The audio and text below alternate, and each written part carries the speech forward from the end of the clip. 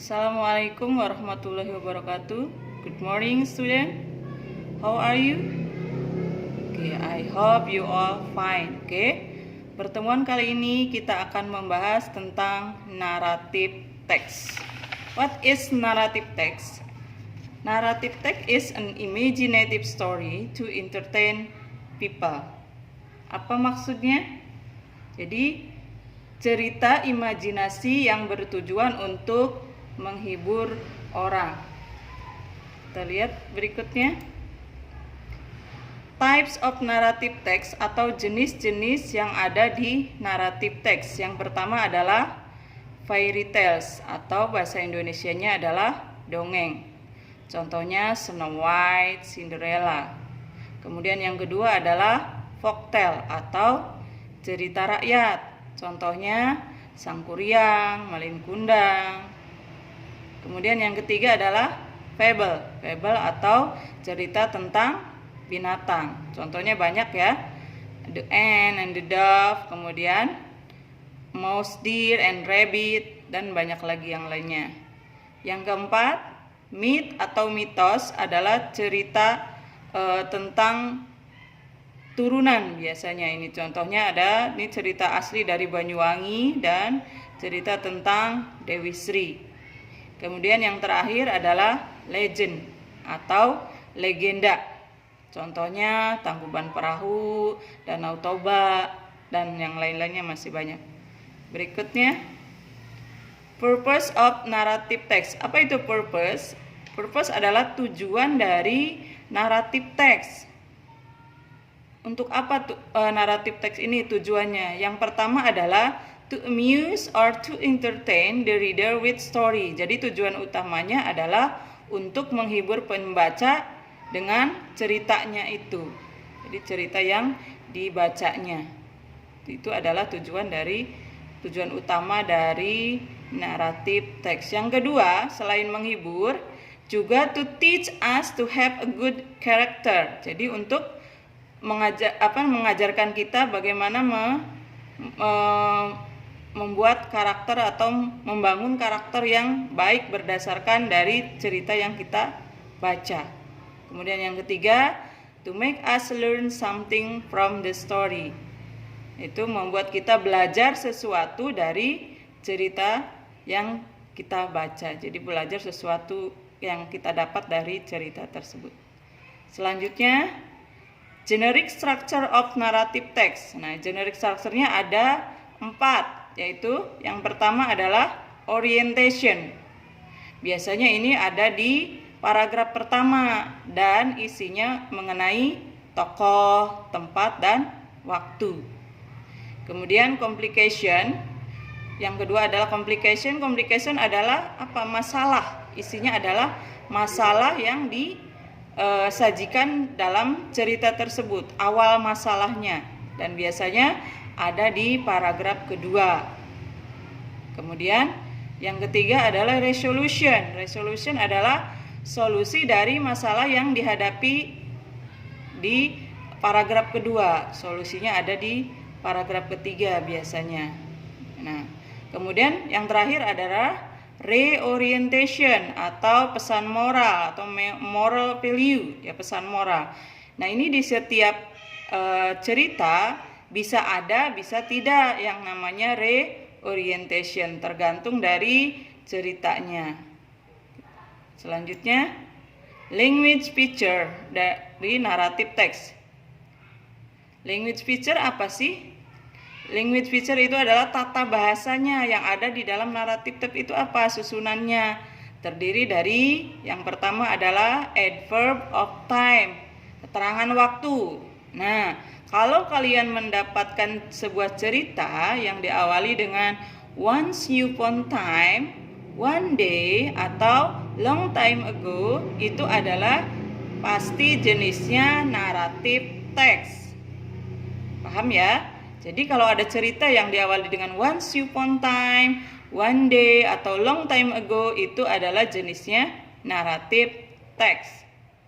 Yang kedua, ada past tense. Narrative text menggunakan tenses past tense karena kejadiannya itu telah berlalu. Jadi yang digunakan adalah tensesnya past tense. Past tense sendiri menggunakan kata kerja bentuk kedua. Oke, selanjutnya spesifik karakter. Nah, ini dalam naratif pasti ada spesifik karakter yang ditampilkan atau yang ditunjukkan dalam cerita tersebut. Contohnya ada Aladin, ada Snow White, ya, dan lain-lainnya. Kemudian action verb. Nah, tadi sudah dibahas menggunakan tensesnya past tense. Past tense berarti sini menggunakan kata kerja bentuk kedua. Ya, bentuk kedua ini kite, cried, saw, drunk. Ini adalah beberapa contoh saja. Nanti kalian bisa cari yang lainnya di dalam cerita yang lainnya. Kemudian yang kelima adalah conjunction.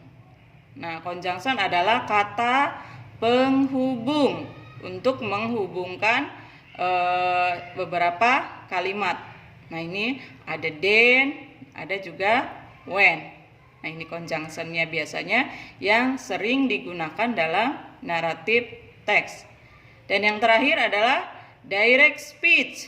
Direct speech ini adalah yaitu kalimat langsung. Kalimat langsung biasanya mempunyai ciri ada apostrof atau tanda petik di antara kalimat itu, diawali dan diakhiri dengan tanda petik ini nih, ada tanda petik nih, ada koma 2 di atas namanya tanda petik ya. Ya, selanjutnya. Nah, ini Ibu punya sebuah cerita Cinderella ya. Ini yang sudah dipendekkan ceritanya. Coba kita lihat. Nah, itu ada berapa paragraf di sini? Ada 3 paragraf. Ini namanya paragraf ke-1. Ini namanya paragraf kedua dan ini namanya paragraf ke-3. Coba kita lihat. Di sini ada once upon time ya. Kalau kita lihat ini adalah ada language picture-nya. Ya, kita lihat di generic structure-nya dulu. Ada once upon time, ya. Kemudian ini ada bentuk waktunya. Ini kemudian ada tokohnya Cinderella, ya. Ini ada stepmother, ini tokohnya juga, dan stepsister. Nah, ini berarti generic structure-nya termasuk ke dalam apa? Ya, betul, orientation. Coba kita lihat ya, betul namanya orientation. Kita lihat yang kedua. Yang kedua di sini her stepmother and stepsister treated her badly. Jadi stepmother, ibu tiri dan saudara tirinya itu memperlakukan Cinderella dengan tidak baik di sini. Nah, ini adalah awal dari masalahnya. Ya, ini berarti di sini namanya berarti sudah mulai ada masalah. Nah, dalam general structure-nya disebut dengan ya complication, betul. Kemudian kita lihat yang ketiga. Nah, ini ada fairy godmother help her. Ada peri yang menolongnya. Berarti she changed her dress into beautiful as, ya. Jadi dia merubah bajunya menjadi baju yang sangat bagus. Nah, ini berarti apa namanya ini? Namanya?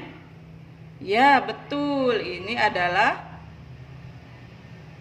solusi dari masalah yang dihadapi pada complication. Ini solusinya. Nah, ini dinamakan betul resolution. Nah, di dalam Cinderella ini tidak ada reorientation-nya karena ini ada ini ceritanya pendek ya. Jadi tidak ada reorientation-nya.